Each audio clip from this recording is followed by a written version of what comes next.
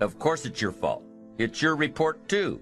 It's your responsibility to see that everyone you delegated work to does their part. Now, you can't control what others around you do, but it's in your own best self-interest that you stay on top of things, especially if it's going to affect your future. You think your boss cares that John didn't do his part? You think he sees John as the bad guy? Of course not. All he sees is that the report isn't done. Bottom line, be responsible for the things that affect you. You can make sure you're more responsible by checking in with those people who are working with you, the people who make up your team. You can be more responsible by saying, "Hey, John, how are you doing with your part? Do you need some help? Can we put somebody else in here to help you finish?" Now, if John consistently doesn't handle his part, you've got to replace John.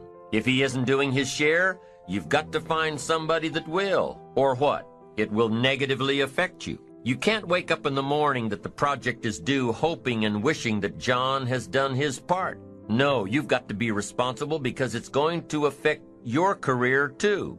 Now, my approach to my better future very early on in my career was to just go through the day with my fingers crossed. And I used to say something like, "I sure hope things will change for the better." Then here's what I found out. They're not going to change. Somebody says, "Well then, how will my life ever change?" Answer, when you change. When you change, when you get better, it'll get better. If you change, it'll all change. Don't put it on someone else. Hope that someone else will change it for you. Take responsibility for yourself. Take personal responsibility. You can't change the circumstances or the seasons or the wind, but you can change your reading habits. You can change whether or not you go for the skills, burn the midnight oil, turn yourself around, multiply your value by 2, 3, 5, 10. That you've got charge of. That you have control of. You don't have control of the constellations, but you've got control over whether or not you go to night school, take adult classes, learn some new skills. You have control over that. And if you don't, that's your fault. You've got to take personal responsibility. You've got to be self-reliant. Nobody else can change your life, alter your ambitions, pave a golden road for you. But you can. It's up to you. Be responsible for yourself. Learn to reap the harvest without complaint. This is a sign of growing maturity. And here's where it comes from, taking full responsibility. Take full responsibility for everything you do. Be responsible to yourself. It's your crop. Whatever your paycheck is, take full responsibility. You say, "Well, it's my employer." No, it's not your employer. You can become twice as valuable, 3 times as valuable. Burn the midnight oil, learn some more skills, bring more value to the marketplace. I'm telling you, whatever your harvest is, take it without complaint. Whenever you prepare correctly, taking all of the steps you're supposed to take, doing everything in your power to stay on track, whenever your preparations lead to success, achieving your goals, you reinforce the disciplines that got you there. Success leads to reinforcement of the proper disciplines. If what you're doing is working, keep doing it. If what you're doing isn't working, change it. How can you isolate what's working for you and what isn't? How can you make sure that you are reinforcing your positive disciplines? Well, if it isn't apparent, easy to see right away. If what you're doing is happening in such small increments that you're not sure if you're on track, then you need to be writing it down. You need to keep a journal anyway. But if you really aren't sure that what you're doing is making measurable progress, you need to keep a written record. You need to write down everything that may be relevant in your day. What you did, who you saw, what you felt, how it may or may not affect you now and in the future. The constant commitment to putting something in the world of value, as long as you can stay focused on delivering your art and delivering yourself and delivering your energy and delivering your ideas for the world to be better. The secret to success is doing a lot of little things consistently over a long period of time. The moment of every single day has a massive impact on where you ultimately end up. The way to improve lives is to continually improve yourself. Good people have to get out of the bed every day and try to empty the ocean with a soup spoon, as the mentality of how you wake up every day to try to do good in the world. You really got to focus with all of your fiber and all of your heart and all of your creativity. Dreams without goals are just dreams, and they ultimately fuel disappointment. Goals on the road to achievement cannot be achieved without discipline and consistency. What if I told you this was the last Monday morning of your life? What if I told you you died this week? Would you complain about your crap job or that test you don't want to take? I doubt it. You would go much higher level thinking. Well, that's really what it takes. It takes understanding that if you're not pumped right now, if you're begrudging what you're about to do, if you're not looking forward to it, look, I respect practicality. You gotta go through school because your parents want to. You gotta pay your rent. You got student loans. I get it. But please recognize the world we're living in. When you feel like your professor or your teacher has lost their mind. When you feel like your energy is all gone and it's impossible to finish every assignment on time. When you feel like you're mentally broken and your motivation to achieve is hard to find. When you feel like the clouds in your life are so dark it would be impossible to ever see the sun shine again. When you feel. Those are three of the most powerful words that could ever be put together. When you feel. Because the feel means you're still with us. Because the feel means you're still breathing. Because the feel means you still have an opportunity to be achieving. Because the feel means that you still have the power to stop the pain, stop the bleeding, stop the hurting, stop the grieving. I said, when you feel. Because the feel means you're still with us. Because the feel means you're still breathing. Because the feel means you still have an opportunity to be achieving. Because the feel means that you still have the power to stop the pain, still have the power to stop the bleeding, still have the power to stop the hurting, still have the power to stop the grieving. So whenever you feel like your professor or teacher has lost their mind, because they're overwhelming you with a workload that seemingly will take up all of your time, I need you to pause and recall the reason why you made the choice to invest your time. And never lose sight of the fact that you were destined to shine. Never lose sight of the fact that you were made for this grind. Never lose sight of the fact that no hole is too deep for you to climb up out of. And above all else, your why will never ever allow you to withdraw. Your why will never ever allow you to pull the plug. Your why will never ever allow you to throw in the towel. See, it's your why that will push you to dig deeper and to go that extra mile. See, not only do you owe yourself, but you told your mama you were finished. You told your daddy you were finished. You told your brother you were finished. You told your sister you were finished. So therefore, it's up to you to never diminish the value of your word. And a wise man once gave me a wise word, and now I'm passing these wise words on to you. You are in total control of your situation. So when you feel like you're facing a breaking point, this is the point when you go to your professor. This is the point when you go to your academic advisor, and not the time to despise her and not the time to despise him. Simply say, I am in this until I walk across the stage with my diploma. I am in this until I smell the sweet aroma of success. And right now, I'm feeling overwhelmed because I am on academic overload. Do you have any suggestions that will help me power through this semester? Because my only option is to figure this out. And whatever it takes, I can, I will, and I must do. See, I understand that drastic times call for drastic measures. And the measure of a person's will is determined by what they are willing to do to ensure triumph over tragedy. The measure of a person's will is determined by what they are willing to do to ensure success over failure. The measure of a person's will is determined by what they are willing to do to ensure winning over losing. And see, right now, I'm choosing to fight for my academic future, and that's why I came to your office. I promise. When they see that your passion is pushing you with a purpose, they will give you every ounce of their being to assure you are successful because they know you're worth it. I just need you to never forget that you're worth it. Success is your baby. You just gotta birth it and then kick back and enjoy the fruits of your labor. But in the meantime, I need you to pull up your sleeves. I need you to tighten up your boxing gloves because you're right in the middle of a heavyweight boxing match. And life is trying to take your title, and your survival in this academic arena is at stake.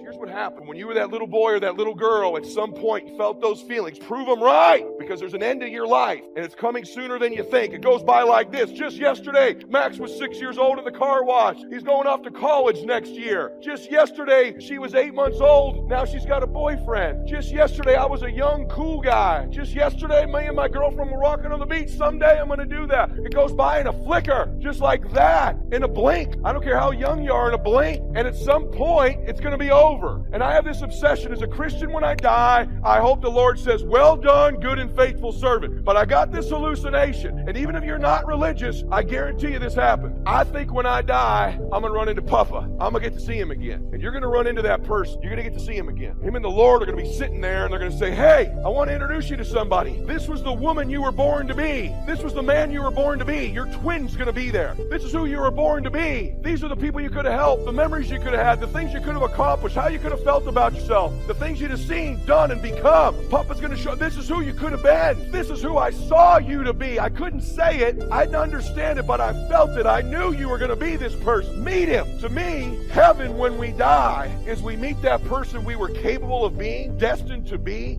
and we're identical twins. Hell is you meet them and you're total stranger. You meet them and they look at you. You don't even know each other. You didn't go the places I went. You didn't help a thing. Didn't feel the way about yourself. Total stranger. My obsession in my life, the reason I'm here to swear to my obsession in my life when I be identical. He's going to meet me and go, hey man, proud of you. Been watching you this whole time. Man, you did it. You got off track there for a while. It took you a little while. You're a late starter.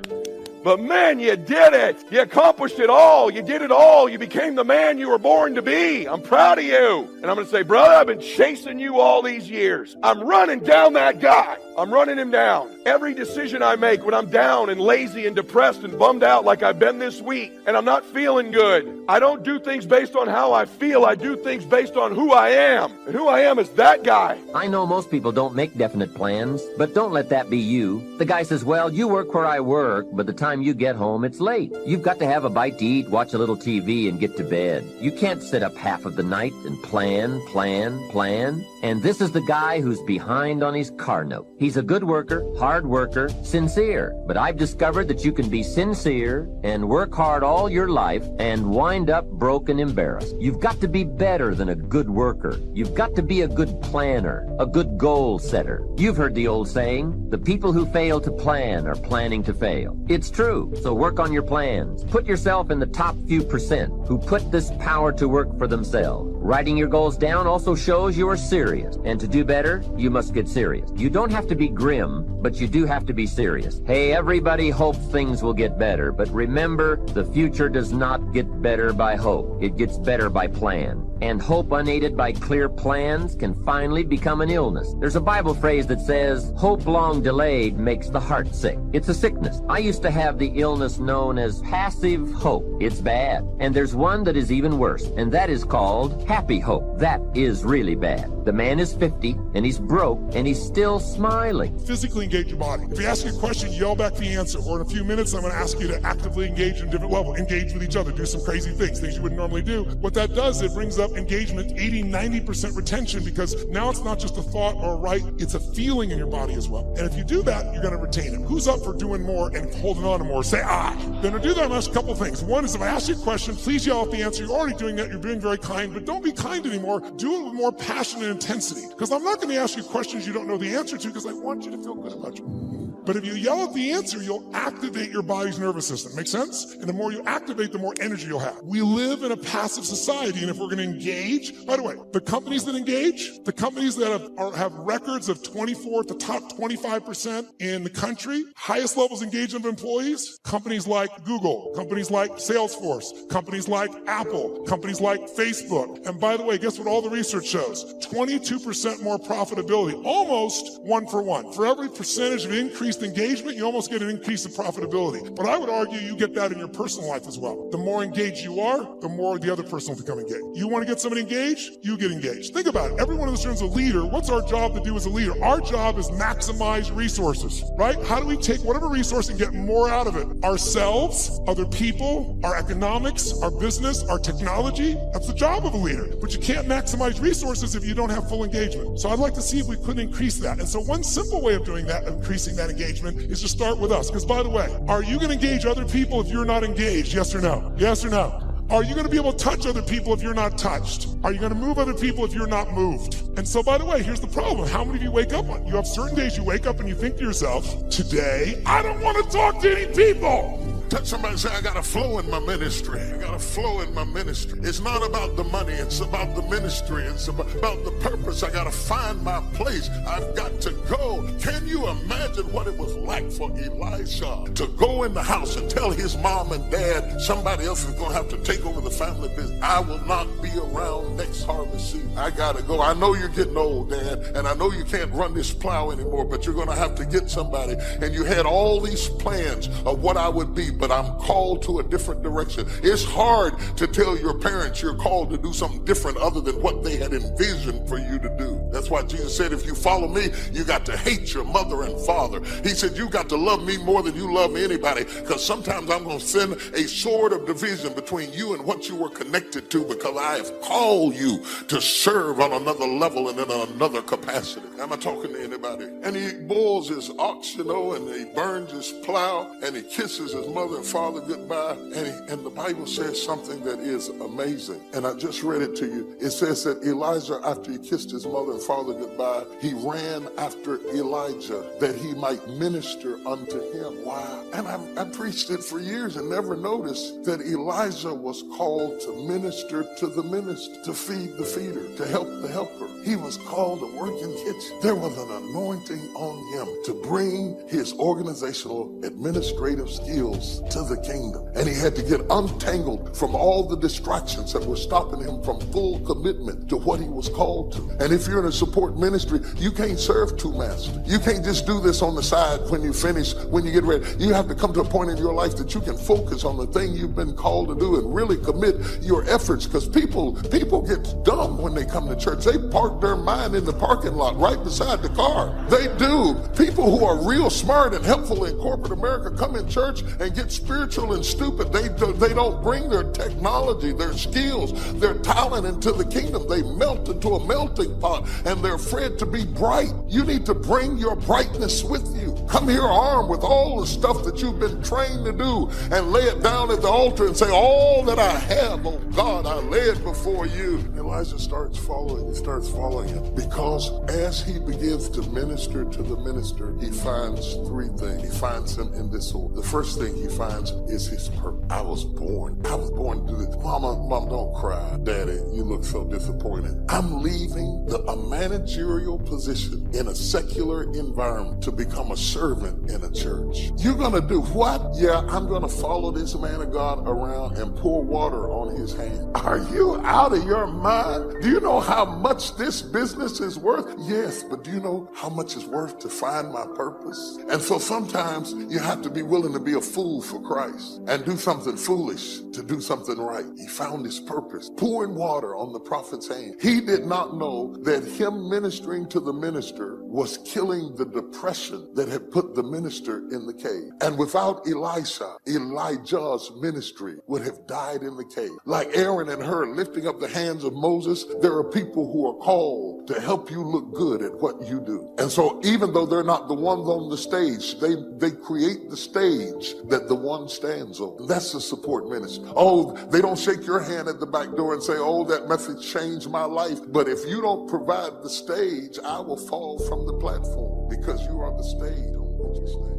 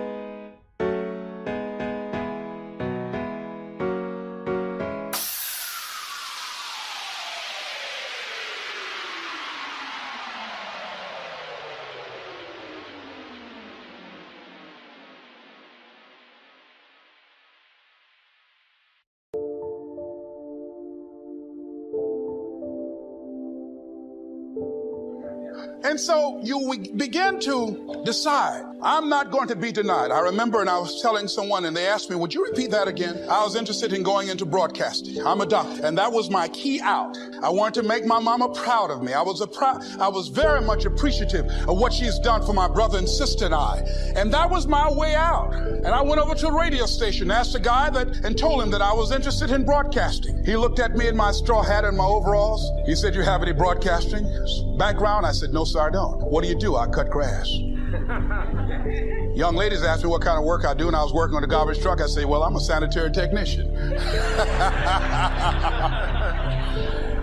He said, we don't have any job for you. I decided that was something I was going to do. I decided I'm unstoppable. I'm going to go up in here. I'm going to do this. I started going to the radio station every day, developing a relationship with the people that were doing what I wanted to do. And that's what I encourage you to do. Whatever area you want to go in, find people that are doing it the way you want to do it and develop a relationship with them. When I decided to go in this area, I wrote letters to Dr. Norman Vincent Peale, to Zig Ziglar, to Dennis Waitley, all of the giants in this area. And I said, this is something I want to do. I've been following your career. Would you help me? Dr. Norman Vincent Peale answered my letter, did an article on me, wrote about me in the most recent book that he issued, and done many broadcasts about me. I'd wanted to develop a relationship and rapport with those people that were achieving those things that I wanted to achieve.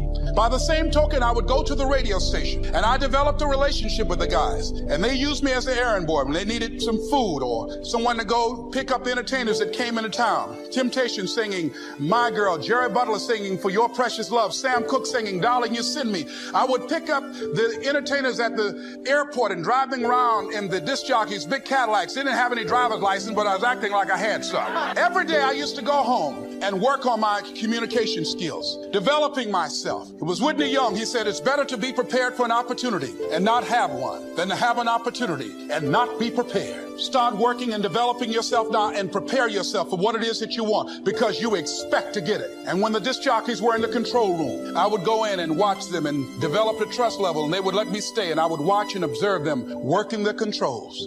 When you want something out of life, don't worry about how you're going to get it. How is none of your business.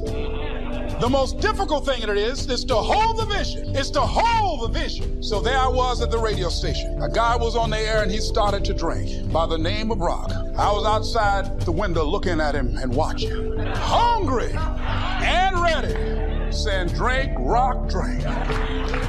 Pretty soon the phone rang. It was the general manager. I said, hello? He said, Les, this is Mr. Klein. I said, I know.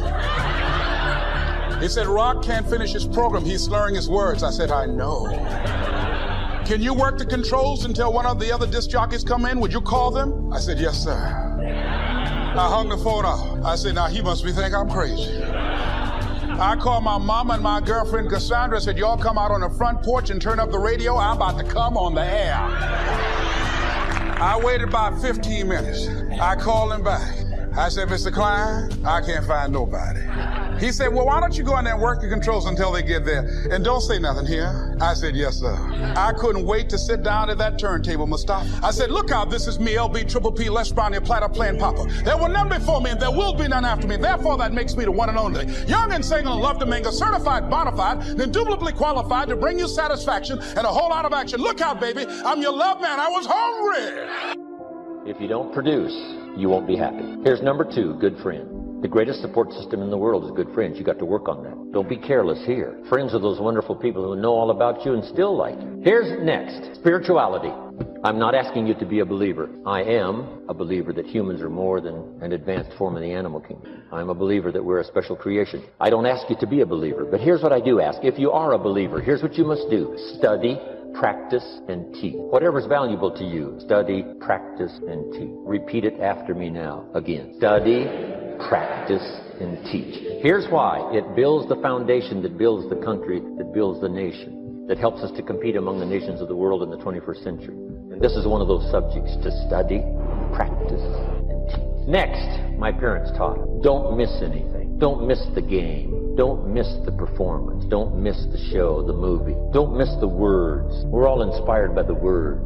Elton John says she lived her life like a candle in the wind, never knowing who to cling to when the rain set in. You can't miss those lyrics. You can't miss the music. You can't miss the song that nourished the soul. You can't describe how brief and fragile life is much better than that. George Harrison, one of the Beatles, sings, if not for you, the winter would hold no spring. Couldn't hear a robin sing. I just wouldn't have a clue if not for you.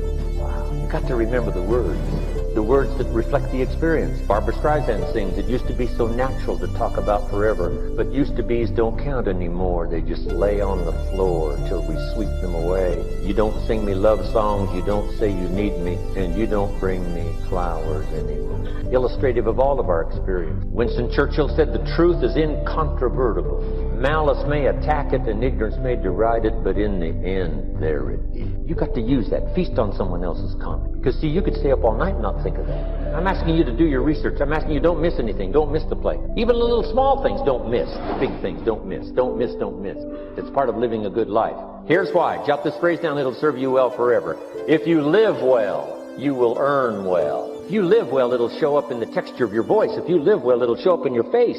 If you live well, it'll show up in the magnetism of your personality. If you live well. So don't miss the nourishment of all the things around you that could help you live a good life. Next is the inner circle. Take care of them, they'll take care of you. Inspire them, they will inspire you. Nothing more valuable than the inner circle. That's where the power to conquer the world comes from, the inner circle. If a father walks out of the house and he can still all day long feel his daughter's kiss on his face, he's a powerful man. That nourishment of the inner circle is so incredible. If a husband walks out of the house and all day long he feels the imprint of his wife's arms around his body, he's invincible. Who can touch him? One person caring for another, the old prophet said, is the greatest of virtues. There's many virtues and values, but the greatest is love, one person caring for another. Better to live in a tent on the beach with someone you love than to live in a mansion by yourself. People caring for people. And especially that inner circle where the power is so magnificent that if you draw from it, if you nourish it, and then it nourishes you. Now here's my last comment. Ask for God's help. We could all use a little help. But my whole seminar was what you can do. A man took a rock pile, turned it into a fabulous garden.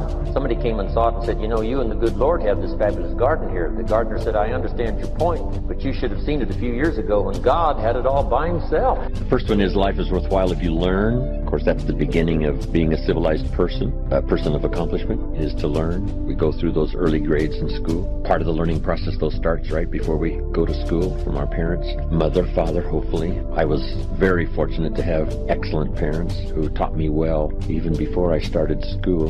My mother taught me how to read and write before I went to school, so it made school a lot easier, and I enjoyed it all the years I went through high school, 1 year of college. But my parents gave me that great extra advantage from the things they taught me in those years before school. And then the rest of it is learning as you go, from school to enterprise, getting a job, learning what marriage is all about, the opportunity and responsibility, children, learning the possibilities. It's unique that the possibilities are always far more than we can imagine. So first we imagine the possibilities, then we imagine the possibilities that are possible for us. And I think we need both. Someone gives their testimonial and said, I started with this and I became wealthy. And if I can do it, you can do it. And they take us into a story of possibilities far beyond what we think we could possibly accomplish. But at least we can take from that testimonial their comment that if I can do it, you can do it. I started with nothing and look what happened for me. You could do it. But on our part now, it's a matter of personal choice. But at least it gives us a glimpse into the full range of possibilities. The income level now in America America is $5 an hour for, let's say, minimum wage, up to what? Top income last year, 68 million one person earned for 1 year. That's the full range of possibilities. Then we have to figure out on that full range of possibilities what's possible for us. Then you go as far as you can see at the moment. But accomplishment, it's just like ambition. Accomplishment helps you to see that much more. Once you've learned some skills, gotten some experience, you learn from that and you say, wow, maybe a couple of more skills and I could multiply my value by 2, by 3, by 5, plus my income, plus my ability to be influential, powerful, helpful. So it's true. Life is worthwhile if you learn. I say to the kids when I have a chance to lecture high school or college, nothing worse than being stupid. Make sure you get the information while you're here in school. You can sort through it later, throw some away, forget some, whatever, but make sure you get it. Being broke is bad, but being stupid is really bad. And what's really, really bad is being broke and stupid. Nothing worse than that unless you're sick. Sick, broke, and stupid. And that's the ultimate, unless you're ugly. Ugly, sick, broken, stupid. Life's most negative scenario.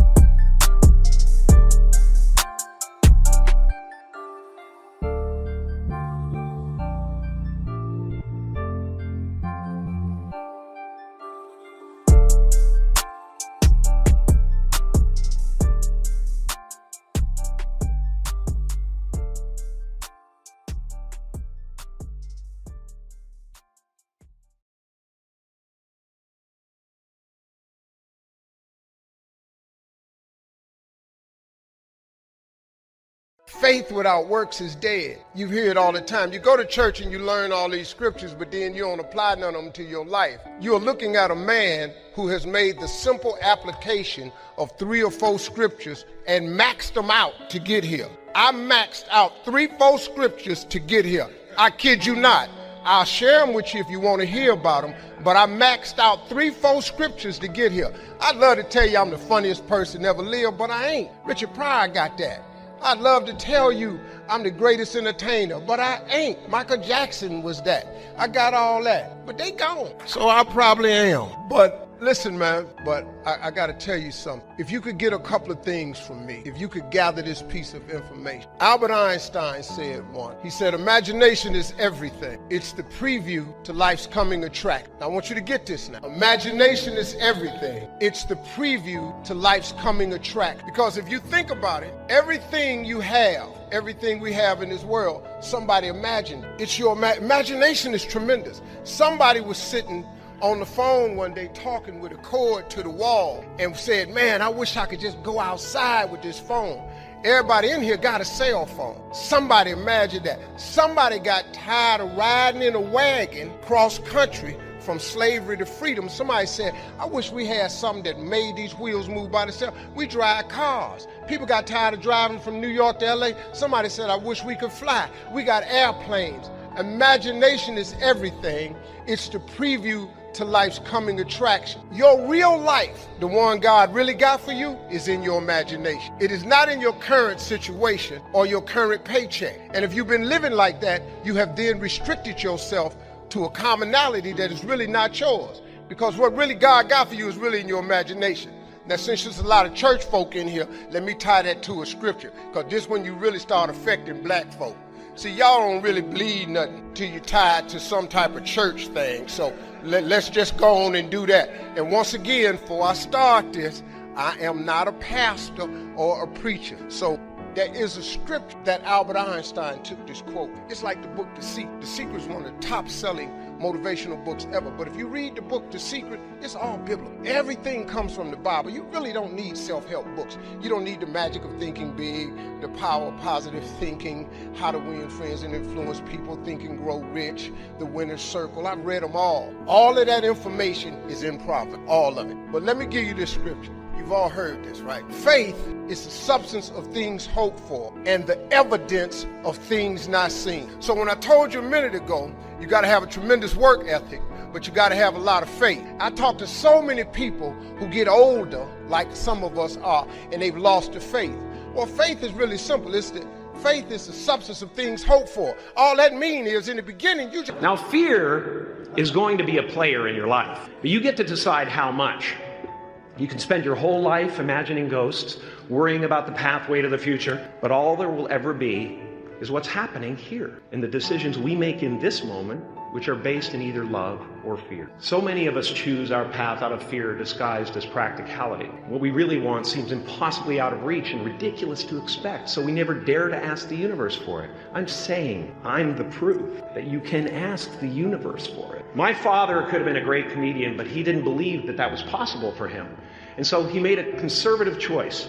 Instead, he got a safe job as an accountant.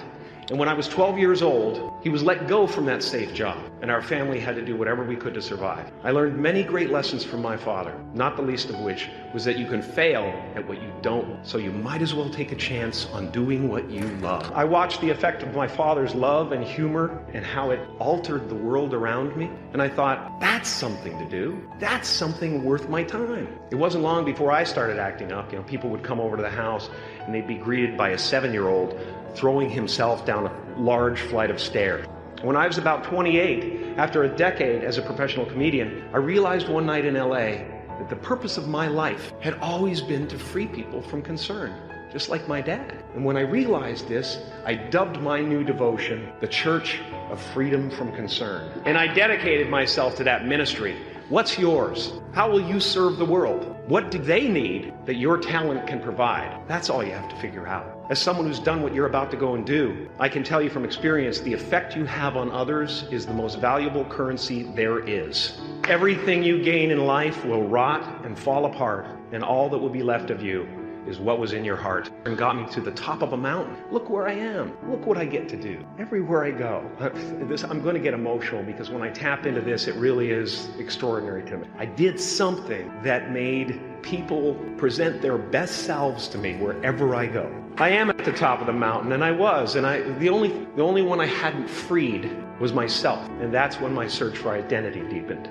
I wondered who I'd be without my fame. Who would I be if I said things that people didn't want to hear? Or if I defied their expectations of me? What if I showed up to the party without my Mardi Gras mask and refused to flash my breasts for a handful of beads? But you guys are so ahead of the game. You already know who you are. And that peace that we're after lies somewhere beyond personality, beyond the perception of others, beyond invention and disguise, even beyond effort itself. You can join the game, fight the wars, play with form all you want, but to find real peace, you have to let the armor go. Your need for acceptance can make you invisible in this world. Don't let anything stand in the way of the light that shines through this form. Risk being seen in all of your glory. I enjoy connecting with people and ideas, and you know, I have a mission statement. So every year for probably the past 10 years, I've worked out a mission statement for myself. And for the last few years, the mission statement has stayed the same, and it's been improve lives, right? So when I go into something, I'm looking for how the quality of this piece could potentially improve lives. But it's all along the way. It's when you make the movie and how you're interacting with people in the process. And, the concept of improving lives runs through the center of everything I do. And then I realized that the way to improve lives is to continually improve yourself, right? So with that, every morning when I get out of the bed, I haven't fixed everything in the world yet, so there's always something to do. And in this film, I read an interesting quote from the Siddhartha Gautama, the Buddha. He said that good people have to get out of the bed every day and try to empty the ocean with a ladle, right? And I thought that was, I knew that was profound, and I paused for a second and I said, all right, what the hell is a ladle? As the mentality of how you wake up every day to try to do good in the world. So for me, I'm really driven by continually trying to elevate my mind and elevate my spirit and care for my body, and to be able to love as many people as effectively as possible with this mystery of life that I've been given.